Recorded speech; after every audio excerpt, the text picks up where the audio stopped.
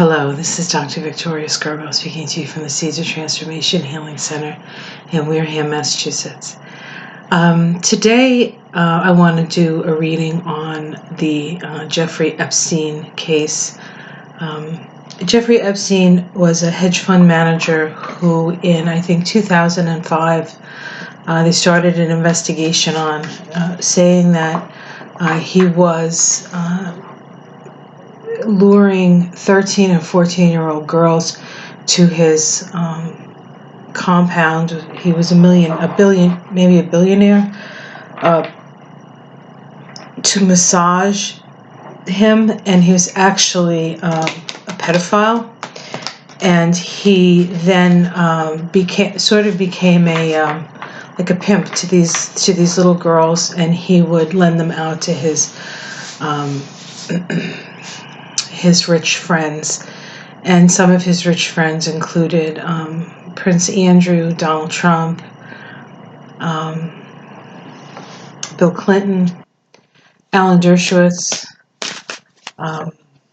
Ken Starr. This guy knew all the rich and famous because he was rich. And he worked for Bear Stearns, some sort of brilliant Bear Stearns guy. So a parent in 2005 went to the local police, I think it was Palm Beach County, and said, my daughter was raped by this guy, and started an investigation. And in, I believe it was 2008, he was brought up on charges for prostitution, for what are you calling, engaging in prostitution, and was given a very, very light sentence. And what happened at that time is that there's this thing called the Victims' Rights Act, where victims are told about when these things are coming to court. So if they want to come to court and make a statement or see what is going on and say something about it, they have the right to do that. Well, they didn't actually do that, and so and the person who gave him the plea deal, which was very, very lenient, it was a year in jail, but he had his own wing at the county jail, at the local jail, and he got work release 12 hours a day, and really all he had to do was sleep there every night, and then I think on Sundays he had to spend the whole day there. So this is a pedophile who destroyed the lives of hundreds of girls. And then so not only was he given a very, very light sentence, but there came down that all his co-conspirators could not be found guilty of anything. So it really was a travesty of justice. So there is this case now that, first there was a civil case against the lawyer who was representing some of the women or some of the girls in the case, and Epstein tried to sue him, for whatever, defamation of character, whatever. But there was a settlement that just happened. That actually started on the 4th and was settled within, I think, 2 or 3 days. And the lawyer for the girls did win. The next step in this process is to get the plea deal deemed as wrong, I guess. I'm sure there's a legal term for that. So I guess upturn it or upend it or whatever. And because of the Victims' Rights Act allegations, so that they didn't let them know. So actually, there's bipartisan support for a look into the whole case. So that's good. They're asking the Justice Department to look into it. Now, whether that'll actually happen, the case for the case that was actually brought forward has sort of been languishing in the court since 2008 about the victims' rights. So we'll see if that gets done. So that's really what I want to know today. when I read these cards. I want to know if that particular part of this whole story if that's going to actually come to fruition. Are they going to review and try to upturn the plea deal? Now, the person who gave him the plea deal is actually the head of labor for the Trump administration, Alexander Acosta. And he said that when he was looking into this, I think he was the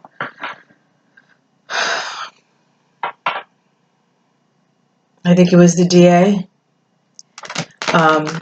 He had all these Epstein had all these high-powered lawyers, Dershowitz and Kenneth Starr and et cetera, Lefkowitz or something like that, and they were pressuring him to give him this plea deal. So it almost seems like he was given the labor secretary position as a thank you for that.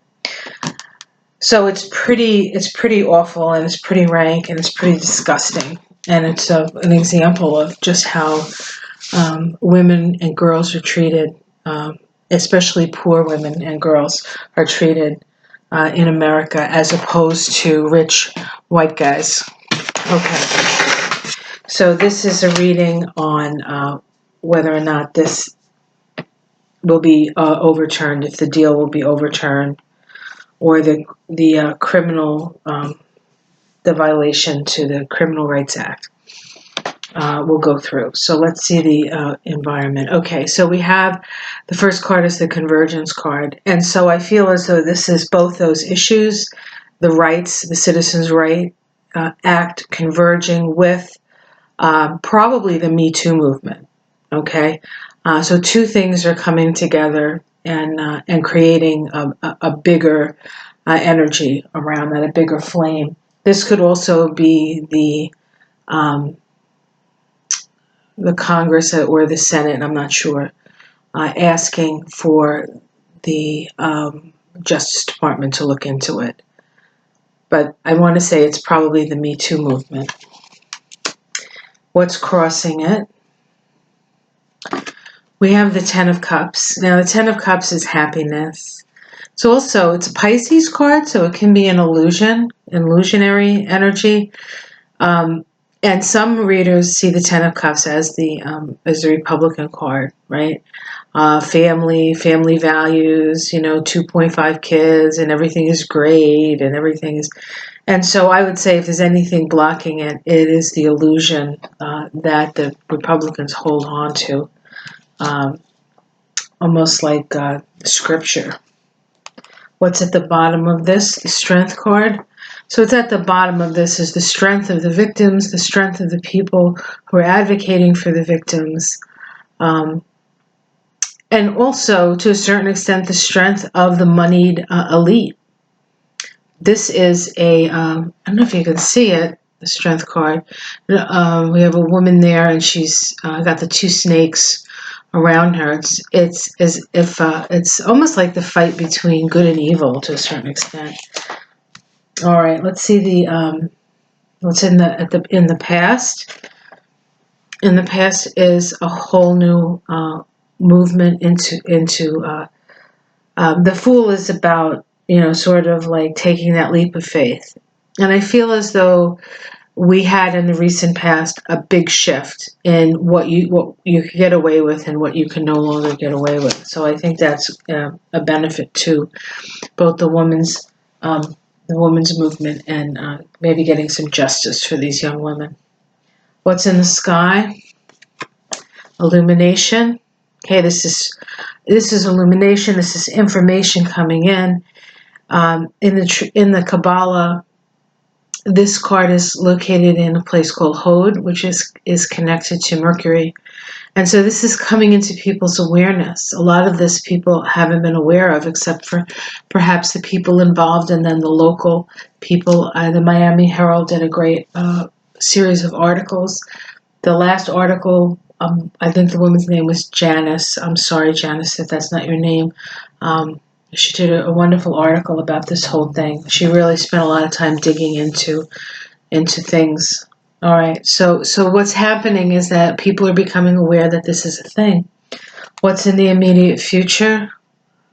Okay, we have the glory. So this is the victory card. In this deck, it's at what cost? And so this, I think, bodes well for this whole thing to actually come out and come up. How people see it from the outside, cause and effect, being held responsible for your actions. The domestic situation, we have the Six of Pentacles. This is the path of beauty, as it were, in this deck. But this really is about balancing the scales. So I feel like something is going to come of it for the women. Perhaps they'll get some sort of monetary compensation for their suffering. I don't know. But it definitely looks like things are going to, karma is stepping in here. All right. Hopes and fears of change. Okay. The women and most people hope for change of the status quo here. And those who rule the status quo hope that it doesn't change. But it will change. Outcome. We have the Mother of Winds. This is the Queen of Swords, right? So she's justice, and she's justice with a female edge. I don't know if you can see this, but we have sort of like almost like it's sort of cut off, but there's an 8 or infinity symbol. As you sow, so shall you reap. So this says to me that justice will be served.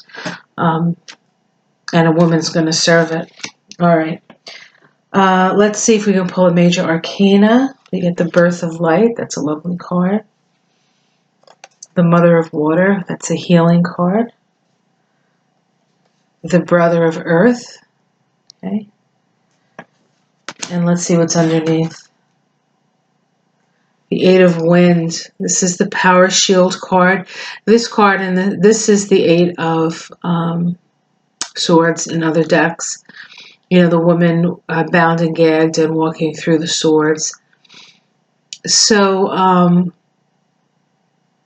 in that card, she does get out of it. She has like a few more steps to get out of it. And so and in this card we have the Power Shield, but we have up here we have a tornado, okay, coming down to break apart the structures of power. Now, that being said, Pluto is in Capricorn right now, and Pluto is the planet of transformation. What Pluto does is it goes in and it sort of brings up all the rot and all the abuses of power that we see with the structure of how things are, how power is structured. And power is structured in a hierarchical and a very patriarchal way. And so this is part of the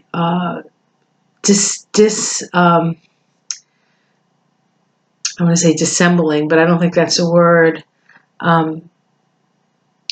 It's really about breaking down those oppressive and repressive power structures.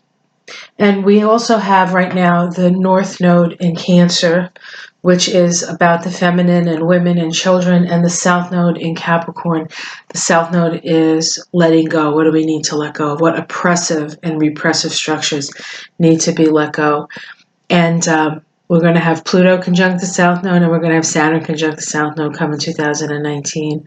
So a lot of things that we thought would never fall will fall. And I think this is part of that journey. So I really think that there's going to be a turn here, that there's going to be the Wheel of Fortune.